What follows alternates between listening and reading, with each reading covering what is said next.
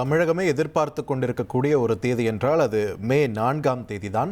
நடந்து முடிந்த தமிழக சட்டமன்ற தேர்தலில் பதிவான வாக்குகளை எண்ணும் பணிகள் மே 4ஆம் தேதி சரியாக காலை 8 மணிக்கு தொடங்கும் என்ற ஒரு தகவலை வெளியிட்டிருக்கிறது தேர்தல் ஆணையம்.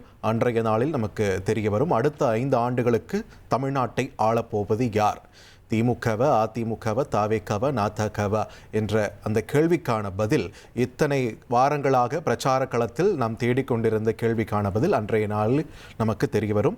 இது தொடர்பான முக்கிய செய்தியை நாம் பார்த்து வருகிறோம். தொடர்ந்து கூடுதல் விவரங்களோடு இணைகிறார் எமது செய்தியாளர் பாஸ்கரன். பாஸ்கரன், வணக்கம். மே 4ஆம் தேதி அன்று காலை 8 மணிக்கு வாக்கு எண்ணிக்கைன்னு முக்கிய செய்தியை பார்த்துட்டு இருக்கோம். வேற என்னென்ன விவரங்கள் அந்த நாளில் பின்பற்றப்பட இருக்கிறது, தேர்தல் ஆணையம் என்ன சொல்லியிருக்காங்க, விரிவாக பதிவு பண்ணுங்க. 62 வாக்கு எண்ணிக்கை மையங்கள்ல வாக்கு எண்ணிக்கை மே 4ஆம் தேதி தொடங்குகிறது. அந்த வாக்கு எண்ணிக்கை மையங்கள்ல அதற்கான வழிமுறைகள் என்ன அப்படிங்கறதா தேர்தல் ஆணையம் தற்போது வெளியிட்டிருக்கிறது. வாக்கு எண்ணிக்கும் மையங்கள்ல எண்ணிக்கை என்பது, வாக்கு எண்ணிக்கும் பணி என்பது சரியாக 8 மணிக்கு துவங்கும். முதலில் 8 மணிக்கு தபால் வாக்குகள் எண்ணும் பணி என்பது துவங்கும். 30 நிமிடங்கள் இடைவெளியில, அதாவது ஒரு 1/2 hour கழித்து 30 நிமிடங்களுக்கு பிறகு காலை 8:30 மணி அளவுல மின்னணு வாக்குப்பதிவு இயந்திரம் இவிஎம் அதுல பதிவு செய்யப்பட்ட வாக்கு எண்ணிக்கும் பணி என்பது தொடங்கும். இயந்திரத்தில், வாக்குப்பதிவு இயந்திரத்தில் செய்யப்பட்ட வாக்குகளை எண்ணி சுற்றுகள் வாரியாகத்தான் அறிவிப்பாங்க.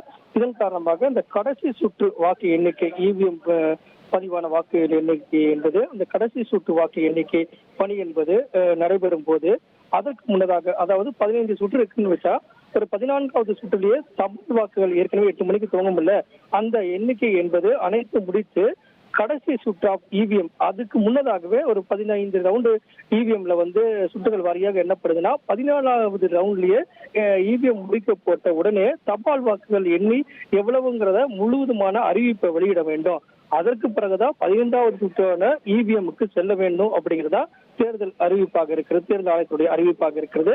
மின்னணு வாக்குப்பதிவு இயந்திரத்துல இவிஎம்ல பதிவு செய்யப்பட்ட வாக்குகளை எண்ணும் சுட்டுகளில் கடைசி சுற்று வாக்கு எண்ணும் பணி, தபால் வாக்குகள் எண்ணும் பணி முடிவிட்டதுக்கான முடிவுகள் அறிவிக்கப்பட்டதுடன் தான் துவங்க வேண்டும் அப்படிங்கிறதா தற்போது அறிவிப்பாக இருக்கிறது.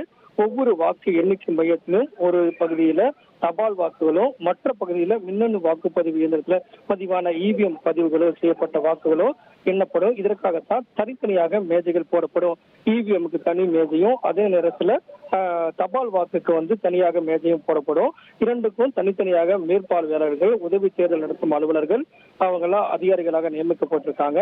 500 தபால் வாக்குகளுக்கு ஒரு மேஜை என்ற ஒரு வகையில தபால் வாக்குகளுக்கான அந்த இடங்களும், அதே நேரத்துல வாக்குப்பதிவு இயந்திர இவிஎம்களுக்கு 14 டேபிள் போடப்பட்டு பல்வேறு சுட்டுகளாக எண்ணி அறிவிப்புகள் என்பது அறிவிக்கப்படும். இது தேர்தல் பார்வையாளர் ஒவ்வொரு சட்டமன்ற தொகுதிக்குமான தேர்தல் பார்வையாளர் இருப்பாரு, தேர்தல் நடத்தும் அதிகாரி இருப்பாரு, காவல்துறையுடைய முழு கண்காணிப்பு இருக்கும், சிசிடிவி கண்காணிப்பு மூலமாக அவங்க கண்காணிப்பாங்க. ஏன்னா தலைமைச் செயலகத்துல எப்படி வாக்குப்பதிவு நடைபெற்ற போது 25,064 வாக்குச்சாவடி மையங்கள் நடந்த சூழ்நிலையை அப்படியே இங்கிருந்து கண்ட்ரோல் பண்ணக்கூடிய கட்டுப்பாட்டு அறை மூலமாக கண்காணிக்கக்கூடிய நடவடிக்கைகள் இருந்ததோ, அதே போல வாக்கு எண்ணிக்கை மையத்தை பொருத்தப்பட்டிருக்கக்கூடிய சிசிடிவி கேமராக்கள் மூலமாக கண்காணிப்பு அறை மூலமாக தலைமைச் செயலகத்திலிருந்து கண்காணிக்கக்கூடிய பணி என்பது நடைபெறும். இதன் காரணமாக ஒவ்வொரு சுற்றும் முறையாக எண்ணப்படுகிறதா, அந்த முறையாக எண்ணப்படக்கூடிய சுற்றுகளின் முடிவுகள் முறையாக அறிவிக்கப்படுகிறதா என்பதையெல்லாம் கண்ணும் கருத்துமாக பார்ப்பாங்க. இது வாக்கு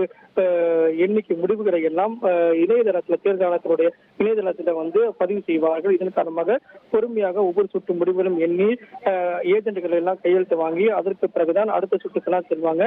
இதை வாக்குப்பதிவு இயந்திரத்துல பதிவான வாக்குகள் டேபிள்ல போடப்பட்டிருக்கக்கூடிய வைத்திருக்கக்கூடிய வாக்குப்பதிவு இயந்திரத்துல பதிவான வாக்குகளை அங்க இருக்கக்கூடிய முகவர்களுக்கு, ஏஜென்ட்களுக்கு எல்லாம் காண்பிப்பாங்க. காரணம் என்னன்னா, ஒரு வாக்குப்பதிவு இயந்திரத்தில் எத்தனை மொத்த வாக்குகள், அதுல ஒவ்வொரு வேட்பாளர் பெற்ற வாக்கள் விவரத்தெல்லாம் காட்டுவாங்க.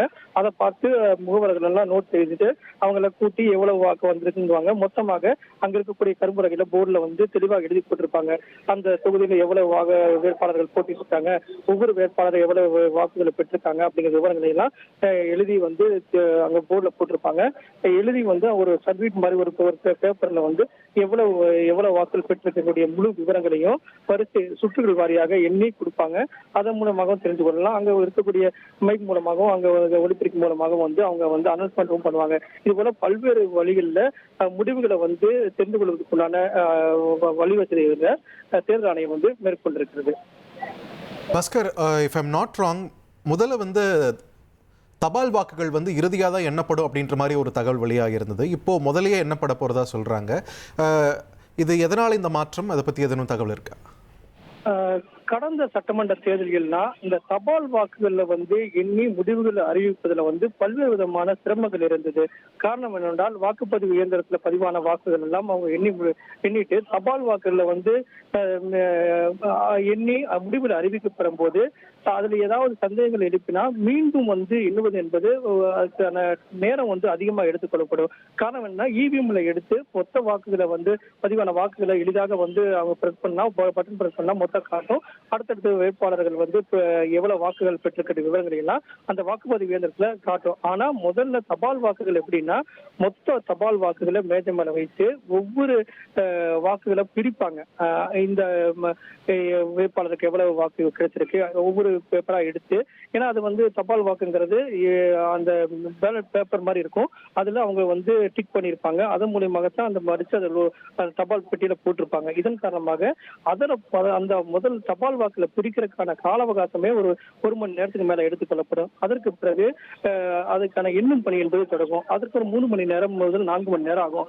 இந்த பணிகள் வந்து தொடர்ந்து நடைபெற்று அதன் அடிப்படையில் தான் அறிவிக்கப்படக்கூடிய அறிவிப்புகளை வந்து கால அவகாசம் அதிகமாக தேவைப்படும் பட்சத்துல அதுல ஏதாவது சந்தேகம் எழுப்பினால் மீண்டும் வந்து எண்ணி அறிவிக்கப்படக்கூடிய கால அவகாசம் அதிகமாக தேவைப்படும் காரணமாக எவ்வளவு சுற்று வாக்கு பதிவு இயந்திரத்தை பதிவான எண்ணிக்கை முடிவுகளை தொடர்ந்து அறிவிக்கப்படும் போது கடைசி சுற்றுக்கு முன்னதாகவே தபால் வாக்குகள் எவ்வளவு பதிவாச்சு, அதுல எவ்வளவு வந்து வேட்பாளர் பெற்றிருக்காங்க, கட்சிகள் பெற்றிருக்காங்க விவரத்தை முழுமையாக நீங்க அறிவிச்சிருங்க. அதற்கப்புறம் இவி போங்க. அதற்கு முன்னதாகவே நீங்க அறிவிச்சிட்டீங்கன்னா தபால் வாக்குகளுடைய முழு விவரம் தெரிஞ்சு வரும். அதற்கு மேல சந்தேகம் எழுப்ப முடியாது, மீண்டும் எண்ண வேண்டிய அவசியம் இருக்காது அப்படிங்கறத தெளிவுபடுத்துறதுக்காகத்தான் இந்த நடைமுறையை வந்து பின்பற்றுறாங்க. வாக்குப்பதிவு இயந்திரத்துல 18-15 சுற்று இருந்துன்னா 14வது சுற்றுக்கு முன்னதாகவே தபால் வாக்குகளுடைய எண்ணி முடிவுகளை அறிவிச்சிடணும் அப்படிங்கறதா தேர்தல் ஆணையத்துடைய அறிவிப்பாக உள்ளது. நன்றி பாஸ்கரன், உங்களோட விரிவான தகவல்களுக்கு.